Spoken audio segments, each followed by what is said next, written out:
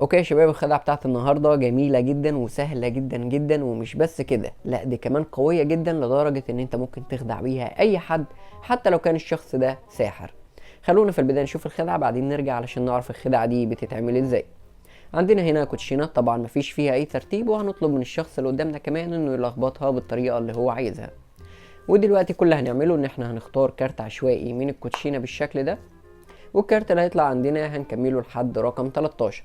يعني عندنا هنا 7، يبقى 8 9 10 11 12 13. خلونا نفنط كمان بقية الكروت بالشكل ده، وهنقسم ونختار كمان كارت عشوائي وهنكمله هو التاني لحد رقم 13. عندنا هنا 4، يبقى 5 6 7 8 9 10 11 12 13. كمان هنلخبط بقية الكروت بالشكل ده وهنقسم، هنختار كارت عشوائي 6، يبقى 7 8 9 10 11 12 13. خلونا كمان نلخبط الكروت، هنقسم، عندنا هنا 2، يبقى 3 4 5 6 7 8 9 10 11 12 13. هنلخبط كمان بقية الكروت اللي في ايدينا دي بالشكل ده، هنختار كمان كارت عشوائي كده. عندنا الولد اساسا 13 كارت، بيبقى مش هنحط عليه كروت، والبنت عندنا ب11 والشايب ب12. خلونا نلخبط بقية الورق بالشكل ده وهنقسم كده، وهنختار كارت عشوائي 5، يبقى 6 7 8 9 10 11 12 13.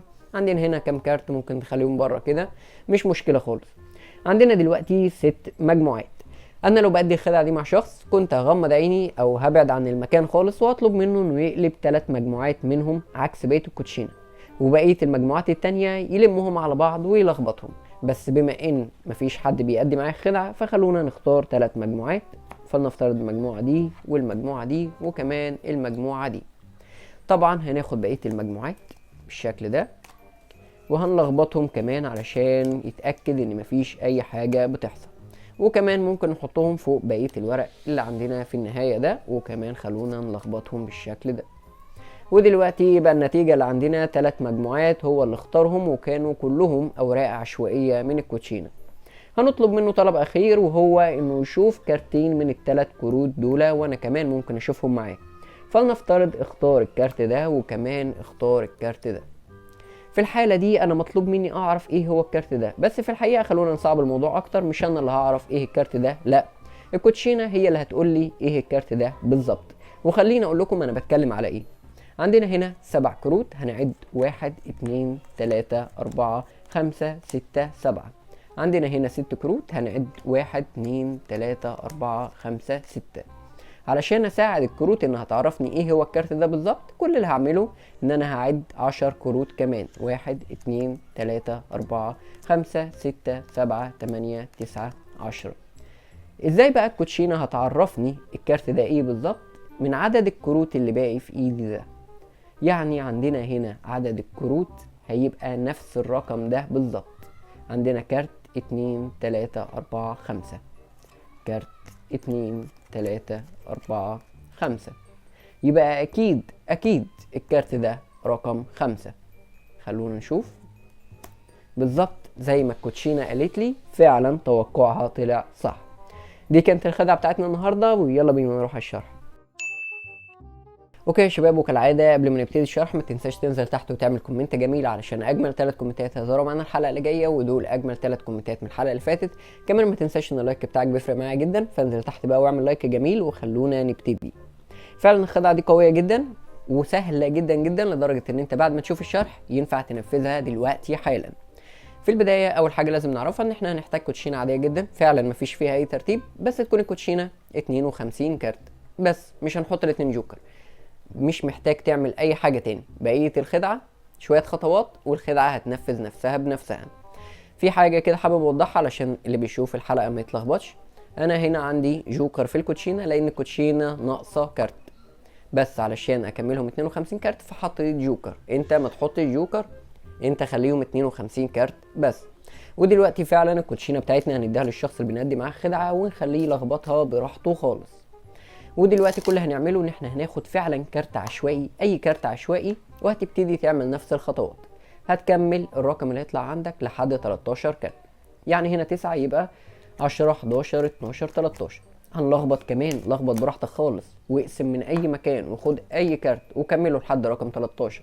هنا 2 يبقى 3 4 5 6 7 8 9 10 11 12 13. لخبط كمان براحتك خالص واقسم من اي حته وخد اي كارت. الولد ب 13 يبقى نقسم ونلخبط ونعمل كل اللي احنا عايزينه براحتنا خالص. 9 10 11 12 13. بس كفايه 13 اصلا. هنبتدي نلخبط وهنقسم وخد اي كارت. عندنا ولد برضه. هنبتدي نلخبط وهنقسم وهناخد اي كارت. لا بقى لا بقى ماشي هنلخبط. انا مش هصيدها والله. وهنقسم وهناخد اي كارت. 8 يبقى 9 10 11 12 13. هنبتدي نلخبط وهنقسم وهناخد اي كارت. 10 يبقى 11 12 13. طيب ماشي، ممكن مثلا اعملها في الحتة دي. هنبتدي نلخبط وهنقسم وهنحط اي كارت. 9 يبقى 10 11 12 13. هنبتدي نلخبط وهنقسم وخد اي كارت اهو. 6 يبقى 7 8 9 10 11 12 13. هتبتدي تعمل مجموعات زي ما انت شايف كده لحد ما يبقى عندك كارتين 3. عايز تحطهم على جنب حطهم على جنب. عايز تجرب يمكن يطلع معاك كارت مثلا هتكملهم 13 بس هنا 3 يعني مش هيكملوا رقم 13، فخدهم وحطهم على جنب كده. الموضوع مش هيفرق خالص يعني. اتبقى معاك 3 4 كروت خدهم وحطهم على جنب.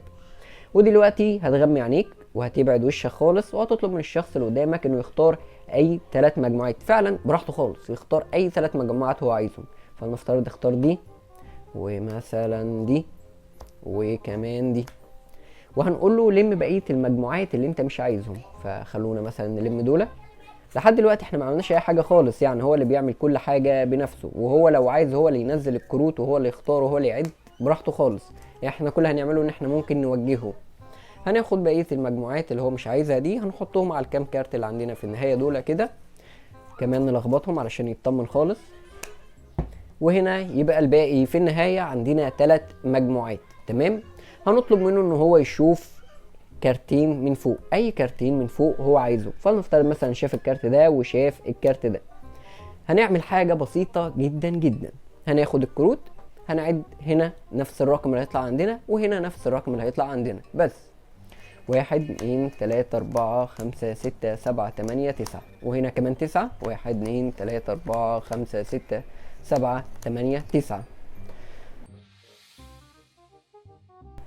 ودلوقتي كل اللي هعمله هقول له الكوتشينه هتقول لي ايه الكارت ده بالظبط. كل اللي هعمله هعمل ايه؟ هعد 10 ورقات. 1 2 3 4 5 6 7 8 9 10. 10 اهي.